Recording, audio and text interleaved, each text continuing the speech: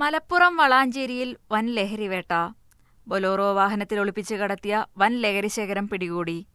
30-ലധികം പെട്ടികളിൽ സൂക്ഷിച്ച brown sugar police കണ്ടെടുത്തു. സംഭവത്തിൽ 3 പേർ പിടിയിലായി. ഓപ്പറേഷൻ തൂഫാന്റെ ഭാഗമായി നടത്തിയ പരിശോധനയിലാണ് ലഹരി വസ്തുക്കൾ കണ്ടെത്തിയത്. വളാഞ്ചേരി പട്ടാമ്പി റൂട്ടിൽ വെച്ചാണ് വാഹനം പിടികൂടുന്നത്.